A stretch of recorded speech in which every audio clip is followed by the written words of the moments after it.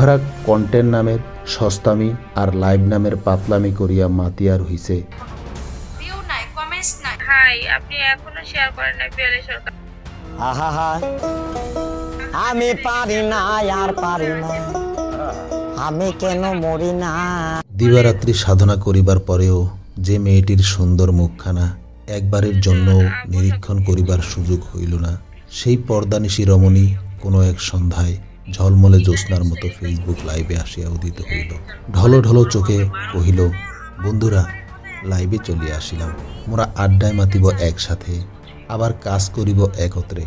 এতটুকু কহিয়া কমেন্ট পড়িতে পড়িতে লাইভ চলিতে লাগিল। কিন্তু টানা 1 ঘণ্টা বহিয়া চলিল। সে কি নিয়া লাইভ করিতেছে, আবার কি নিয়া কাজ করিবে, তাহার বৃত্তান্ত বোঝা গেল না। কি পরের দিন দেখা গেল আরও কয়েকজন লাইভে আসিয়া হাজির। উহারা কহিছে ফেসবুকে ইনকাম করিবার তরে একে অন্যকে লাইক, কমেন্ট, শেয়ার দিয়া পাশে থাকুন। আর এগুলি নাকি কন্টেন্ট ক্রিয়েশন। প্রকৃতিতে কত মহামারী আসিয়া আবার থামিয়া যায়, কিন্তু ইহাদের যেন থামাইবার জো নাই।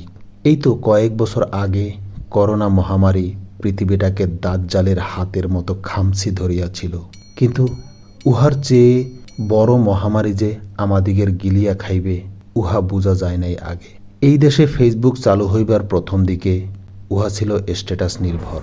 কাহার লেখার উৎকর্ষতা কত বেশি, কাহার জ্ঞানের বহর কত মজবুত, কাহার প্রজ্ঞা কত তীক্ষ্ণ, কাহার বিশ্লেষণ করিবার ক্ষমতা কত যৌক্তিক, উহার উপর নির্ভর করিয়া গড়িয়া উঠিত লেখক, গড়িয়া উঠিত অডিয়েন্স।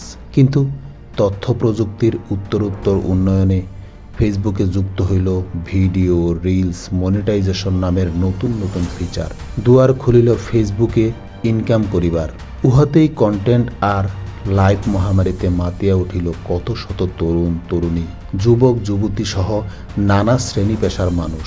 কাউরে দেখা গেল ডিম ভাজিবার কৌশল নিয়া লাইভে, আবার কেউ কামলা খাটিছে খেতে, কেউ বা ঘরের পিছনে বহিয়া চলা নোংরা নালার পাশের বাঁশঝাড়, কলা গাছের মোড়া, বাচ্চাদিগের টয়লেট ব্যবহার করিবার দৃশ্য, বাজার হইতে টিস্যু কিনা, এমনকি বেডরুম হইতে পার্ক পর্যন্ত সব কিছুই উহাদের ফেসবুকের ওয়ালে ওয়ালে ভাসিয়া চলেছে। আর এইসবের পিছনে পাওয়ার ব্যাংক হিসেবে কাজ করিতেছে টাকা ইনকাম করিবার লুলুপ্ত অন্ধকার। একথা কহিতে কোনো বাধা নাই যে এই পাপে পাপিষ্ট হইয়া পড়িয়াছে অনেক ব্যক্তিত্ব সম্পন্ন লোকেরাও। উহারা কন্টেন্ট নামের সস্তামি আর লাইভ নামের পাতলামি করিয়া মাতিয়ার হইছে দিন হইতে রাত্রি পর্যন্ত। লাইক, কমেন্ট, শেয়ার আর পিন মারিয়া একে অন্যরে টাকা ইনকাম করিবার ওই পথ দেখায় যেই পথে দিবারাত্রি অশ্বের ডিম্ব বেচাকিনা চলে। এই যে নিরর্থক মূর্খতার গোয়ালে উহারা দিনকে দিন নিজেদিগের লালিত করিতেছে, তাহারা জানেন কি কন্টেন্ট জিনিসটা আসলে কি? কন্টেন্ট বিষয়টা হইল কোনো কিওয়ার্ডের সুনির্দিষ্ট বর্ণনা।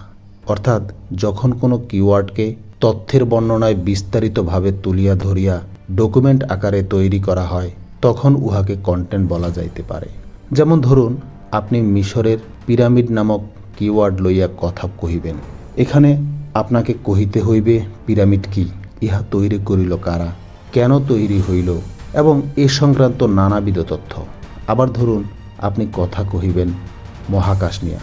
এইখানে মহাকাশ, উপগ্রহ, গ্রহ, গ্যালাক্সি, মিল্কি ওয়ে, তারকা ইত্যাদি হইবে আলোচনার বিষয়বস্তু। এইভাবে যখন কোনো বিষয়বস্তুকে একটা বিস্তারিত বর্ণনার মাধ্যমে ডকুমেন্ট আকারে উপস্থাপন করা হয়, তখন উহা কন্টেন্ট হিসেবে পরিগণিত হইতে পারে। কন্টেন্ট মূলত 4 ধরনের। প্রথমত টেক্সট কন্টেন্ট, দ্বিতীয়ত ইমেজ কন্টেন্ট, তৃতীয়ত অডিও কন্টেন্ট আর সর্বশেষ চতুর্থত ভিডিও কন্টেন্ট।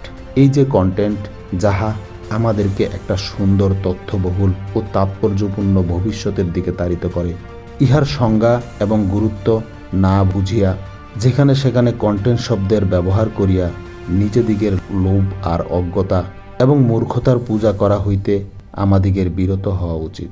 তবেই একটা সুন্দর, আধুনিক এবং আর্টিফিশিয়াল ইন্টেলিজেন্সের প্রতিনিধিত্ব করতে পারে এমন একটা তথ্যবহুল পৃথিবী আমরা রাখিয়া যাইতে পারিব ভবিষ্যৎ প্রজন্মের জন্য।